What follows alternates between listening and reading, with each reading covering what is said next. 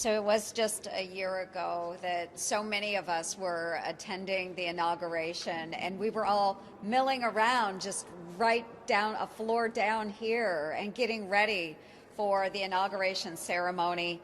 I think there were a lot of Americans that were very optimistic about what might come in the Biden administration. You know, I was hearing that at home.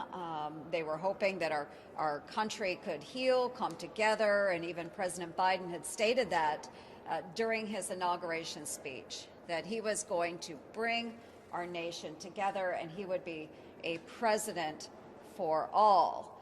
Unfortunately, what we have seen over the course of the past year has let not just Republicans down, because they were very skeptical of the Biden administration, but he's let Democrats down as well. All Americans. We have a very divided country right now, a lot of divisive rhetoric that is out there. But if you look at what is affecting our American family, you know, the kitchen table politics all across this country, inflation is the highest it has been in 40 years. You know, for those of us that live in rural areas, our neighbors have to drive quite a ways to get to their place of employment. Gas prices mean something to those families.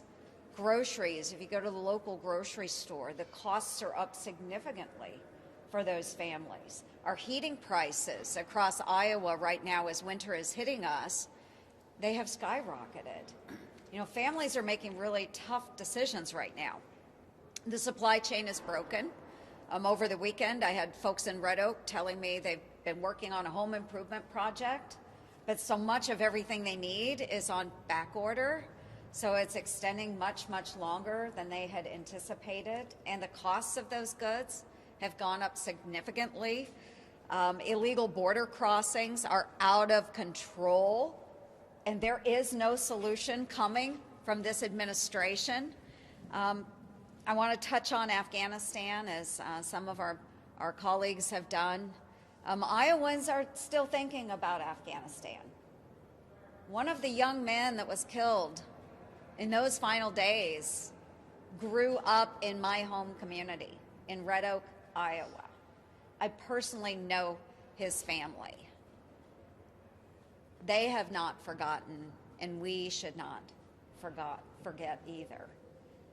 It was a really horrible situation, and it left not only these families hurting, but so many veterans that are concerned about whether their efforts were worth it in the global war on terrorism.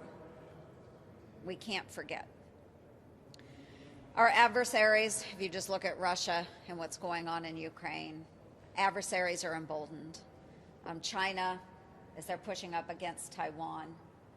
I mean, I can't think of one area across the United States, whether it's the economy, our foreign affairs, what has not been touched as a failure by this administration. And folks, it's only been a year.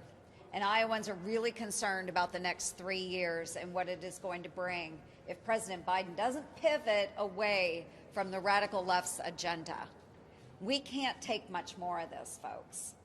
My folks back home are upset. And I really hope that President Biden does the right thing and starts focusing on the issues that matter to all Americans and not just the radical agenda of the left.